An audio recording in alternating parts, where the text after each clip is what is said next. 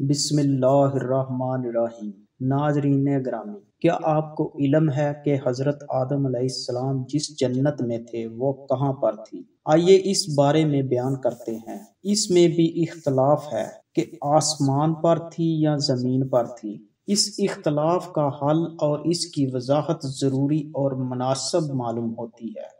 دوستو، جمہور علماء تو اس کے قائل ہیں کہ یہ آسمان پر تھی، جس کا نام جنت المأویٰ ہے، کیونکہ آیات و احادیث کا ظاہر اس کا تقاضا کرتا ہے۔ قرآن مجید میں اللہ تعالیٰ کا فرمان ہے، الجنت پر الف و لام عموم کا ہے اور نہ معہود لفظی کے لیے ہے بلکہ عہد ذہنی ہے، اور وہ عرف شرع میں جنت المأویٰ ہے، یعنی آسمان والی جنت۔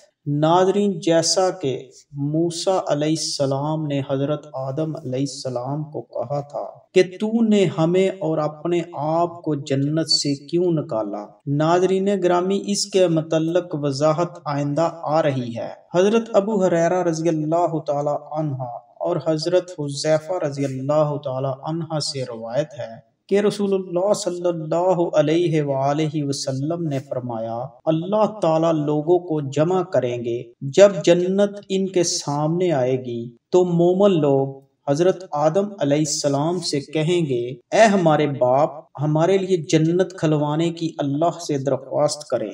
ناظرین، تو وہ جواب میں فرما دیں گے کہ تمہارے باپ کی غلطی نے تو تمہیں جنت سے نکالا تھا۔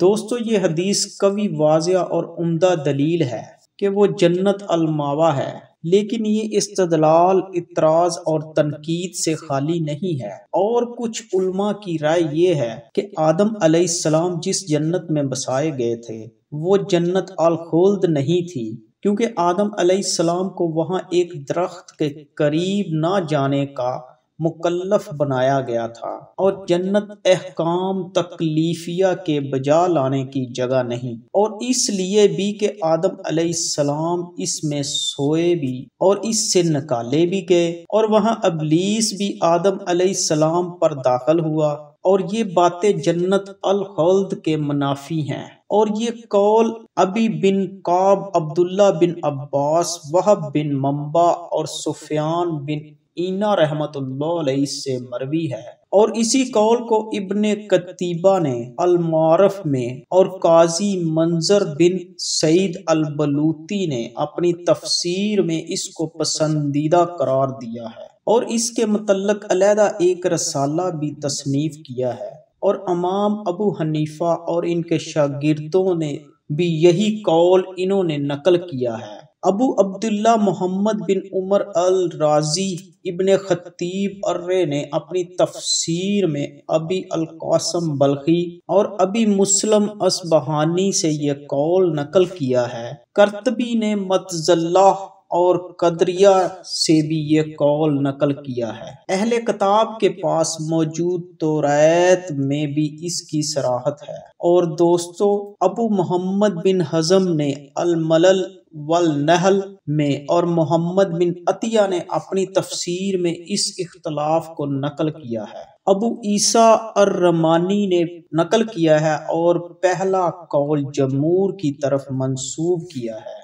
ناظرین، ابو القاسم راغب اور قاضی ماوردی نے اپنی تفسیر میں کہا ہے کہ جس جنت میں آدم علیہ السلام و حوا علیہ السلام بسائے گئے، اس کے متعلق دو قول ہیں۔ ایک تو یہ کہ وہ جنت الخلد تھی، دوئم یہ کہ وہ ایک باغ تھا جس کو اللہ نے ان کے لیے تیار کیا تھا اور اس کو امتحان گاہ بنایا تھا، اور وہ جنت الخلد نہیں تھی جو حقیقت میں دار الجزا ہے اور امتحان گاہ نہیں ہے۔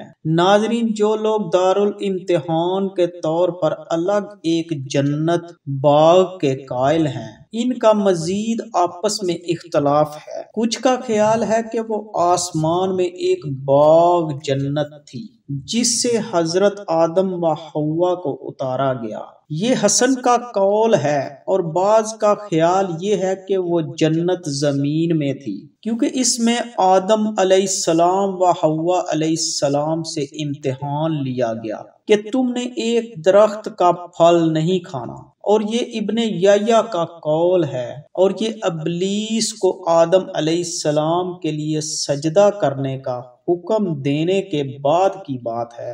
واللہ علم بالصواب۔ قاضی ماوردی کے کلام میں 3 اقوال کا تذکرہ آیا ہے۔ ان کے بارے میں مشہور ہے کہ وہ اس مسئلے کے بارے میں متوقف ہیں، یعنی انہوں نے اس سے متعلق خاموشی اختیار کی ہوئی ہے۔ ابو عبداللہ رازی نے اپنی تفسیر میں اس سے متعلق 4 اقوال نقل کیے ہیں۔ 3 تو ماوردی والے مذکورہ اقوال ہیں اور چوتھا توقف کا ہے، یعنی اس سے متعلق کوئی بحث نہیں ہونی چاہیے۔ ابو حشم جبائی سے نقل کیا گیا ہے کہ وہ جنت تھی تو آسمان میں، لیکن معروف جنت الماوا نہ تھی۔ ناظرین گرامی، باقی حصہ ہم آنے والی ویڈیو میں بیان کریں گے۔